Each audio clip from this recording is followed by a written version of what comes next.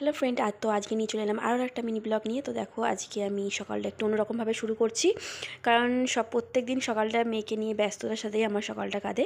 তো সকাল সকাল উঠে পড়ে নিয়ে মেয়েকে রেডি করাচ্ছি, আর প্রত্যেক দিন ওকে নিয়ে আমার প্রচুর হ্যারাসমেন্ট করে তারপরে ওকে স্কুল পাঠাতে হয়। তো দেখো, একটু ক্যামেরার সামনে একটু ঢং করে নিল, হাই করে নিল তোমাদের সামনে। তো তারপরে দেখো, ওকে রেডি করাচ্ছি, ড্রেস পরতেই আমরা অনেকটা টাইম চলে যায়। তারপরে ওর খাওয়া দাওয়ানো আছে, ওকে রেডি করানো আছে, তো অনেকটা টাইমই চলে যায়। তো তারপর দেখো, এই সোয়েটারটা পরতে গিয়ে ও এত এত মানে আমাকে জ্বালাতন করে, তোমাদেরকে কি বলবো। তো প্রত্যেক দিনই এই চলে আমাদের মধ্যে রোজ সকালে। তো এখন শীতকাল, বুঝতেই পারছো কতটা কষ্টকর বাচ্চাদেরকে সকালে ঘুম থেকে উঠে স্কুলে রেডি করা। আর সামনে দেখো, আয়নার সামনে একটু ওর এত ঠান্ডা লাগছে, তো টুপি পরিয়ে রেডি হয়ে নিয়েছে। তারপর দেখো, আমি সকাল সকাল উঠে ওর টিফিনটা রেডি করে নিচ্ছি, চাউমিন দিয়েছিলাম। তো তারপরে দেখো, আব্বা এদিকে এসে ব্রেকফাস্ট দিয়ে গেছে, রুটি তরকারি মিষ্টি। তো এই দিয়ে করবো সকালে ব্রেকফাস্ট করে আমি চলে যাবো কাজে।